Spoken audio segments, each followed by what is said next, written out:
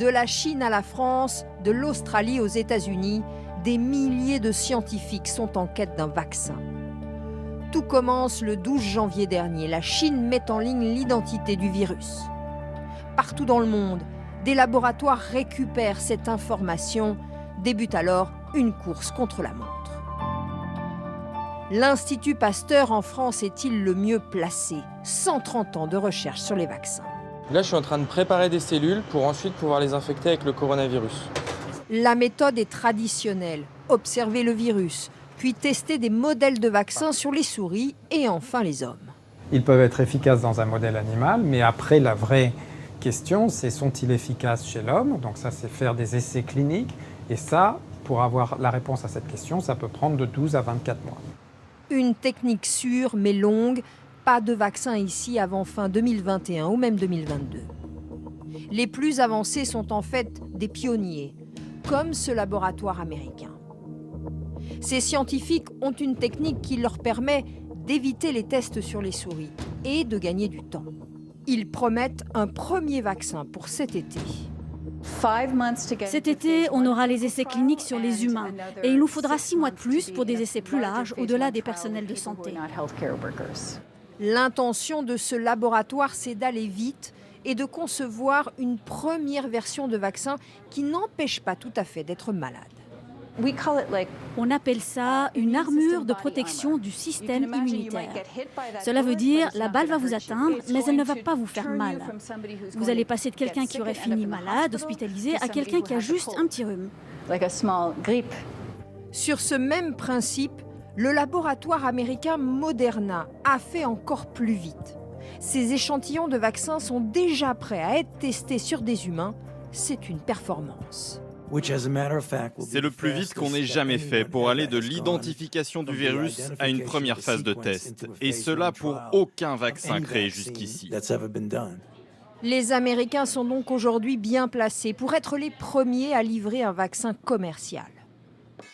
Cette course est-elle aussi une course à l'argent? Oui, mais à condition que l'épidémie persiste. Ça pourrait rapporter beaucoup, comme rien du tout. Si on arrive à contenir l'éclosion du coronavirus à l'échelle mondiale, il ne recircule pas éventuellement dans 1 an ou dans 2 ans. On ne va pas vacciner les gens. Et là, tous les efforts valent absolument rien. Dans le passé, les virus SRAS et H1N1 ont disparu, et avec eux toute rentabilité d'un vaccin pour les combattre. Aujourd'hui, personne ne peut dire si le Covid-19 est là pour plusieurs années. Dans leur laboratoire, les chercheurs travaillent, eux, dans l'urgence.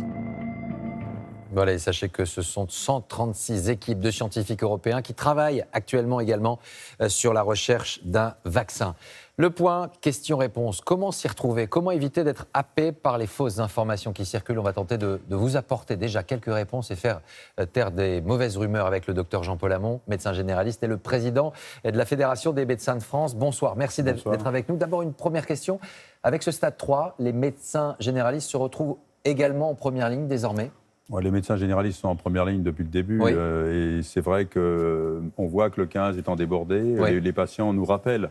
Ce qui est plutôt une bonne chose. Aujourd'hui, j'ai rassuré 7 ou 8 patients justement sur des questions extrêmement précises sur leur santé, sur la contamination, sur les contacts et puis sur les médicaments, sur les anti-inflammatoires notamment. On va aller un petit peu plus loin avec les questions et c'est Guillaume Darey qui a sélectionné tout cela pour nous ce soir. Oui, docteur, beaucoup d'idées reçues, de questions, d'interrogations qui nous sont remontées par notre site France Info.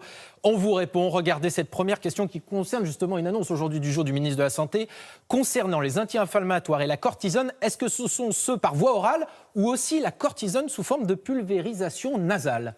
Par voie orale, incontestablement. Par voie nasale, beaucoup moins parce que ce sont des faibles doses. Mais surtout, le message à faire passer, les patients qui prennent des anti-inflammatoires au long cours et de la cortisone au long cours, il ne faut surtout pas les arrêter. Surtout pas, il faut continuer.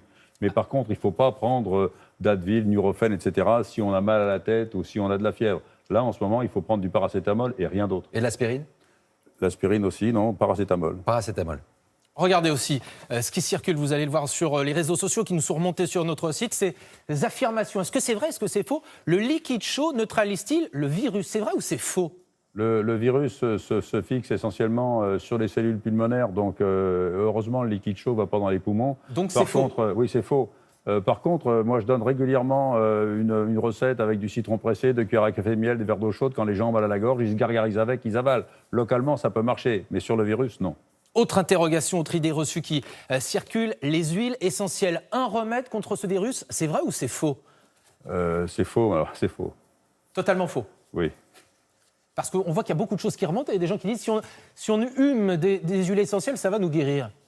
Bon, vous savez, vous pouvez faire des inhalations autant que vous voulez, ça vous soulage si vous êtes enrhumé, mais honnêtement, non, ça ne marche pas. Ce soir, quel médicament est le plus efficace contre le coronavirus? Pour le moment, il y en a aucun. Il y a beaucoup d'études qui laissent beaucoup d'espoir, notamment sur les antirétroviraux. Il y a le Lopinavir et puis 2 autres qui sont actuellement en étude. Actuellement, ce qui marche le mieux contre le virus, c'est que les hôpitaux ne soient pas débordés et qu'ils aient les moyens de prendre en charge la réanimation. Et pour ça, et qu'il n'y ait pas trop de personnes en réanimation, qu'on ne soit pas débordés comme le sont les Italiens et qu'on n'ait pas à choisir.